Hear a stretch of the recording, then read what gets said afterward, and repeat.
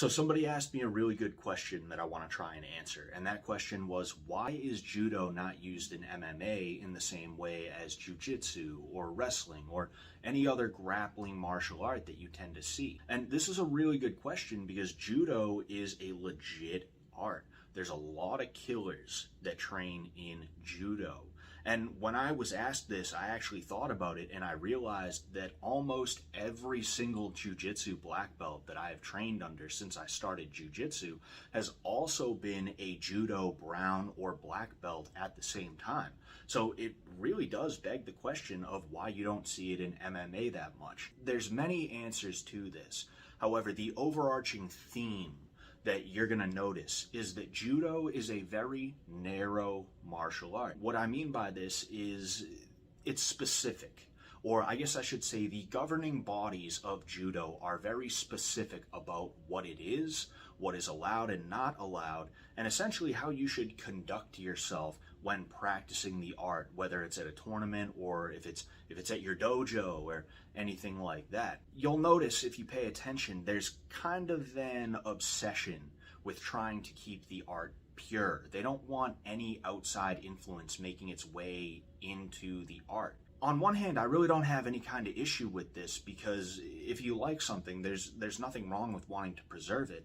But on the other hand, it is a little bit weird because if you know the history of judo, you would know that the founder, the pioneer of the art, traveled the world looking for different techniques that he could then add to his arsenal. That arsenal would end up being called judo.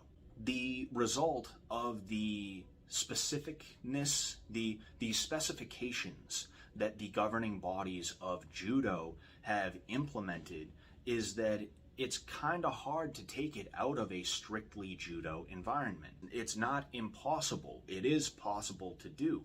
And there's plenty of things from judo that you will see in MMA. However, to take judo and have it as a base grappling art for MMA and not really do much of anything else, it can be very, very difficult. An example of this mindset or these mindsets, these specifications in action is that judo takes place in a gi.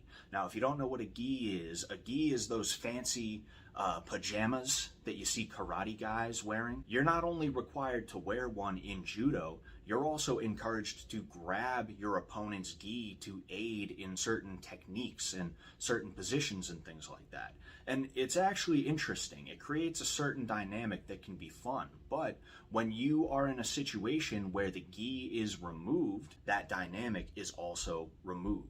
Now, there's plenty of things that you can do from judo that don't necessarily require a gi. However, not nearly as many things. And I know that jiu-jitsu also utilizes gis, but jiu-jitsu has a no-gi component as well that can make it a little bit easier to take it in its pure form and throw it into MMA to use. Now, another example of the specifications, of the specificness, all right, I don't know if specificness is a word or not. You're gonna have to enlighten me on this, but another example, all right, we'll leave it at that, is that the rules are very, very hostile to anything that is not considered to be pure judo.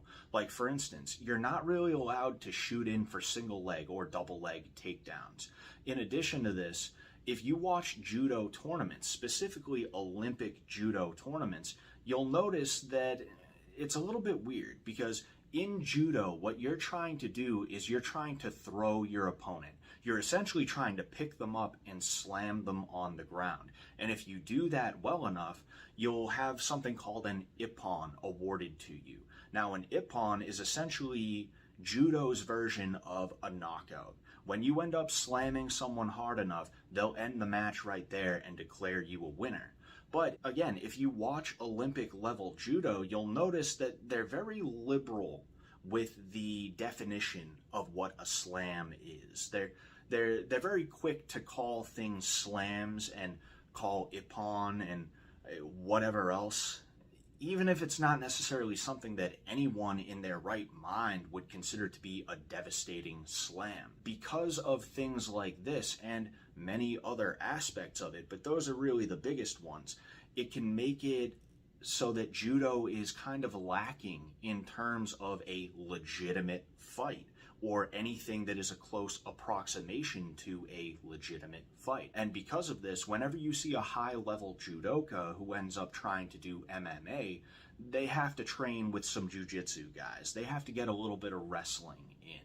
And the throws, yeah, sure, they have those, but they don't have as much ground game as they should, because, as I said, the emphasis on trying to throw your opponent, the emphasis on trying to slam your opponent, has made the ground game, the actual grappling on the ground and hunting for submissions, I won't say non-existent in judo. However, it's not used nearly as much as it could be, or as much as it should be. Those are really the big reasons, those are really the big issues, and I do want to say I don't have an issue with judo. I actually would love to do judo someday if I could find the time and a place to do it at. In addition to that, there's also a form of judo called Kozen Judo, which puts a lot more emphasis on the groundwork, the jockeying for positions on the ground, the hunting for submissions, and different aspects of what grappling truly is in terms of using it in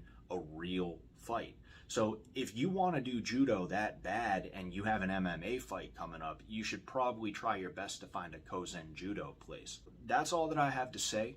I will say that this is the first video on my new YouTube channel, okay? I've been answering some questions for people on Instagram for a little bit, and I figured, you know what, if I'm gonna do video content, why don't I just make a YouTube channel? Whoever asked this question, it's been a little while, I forget who did.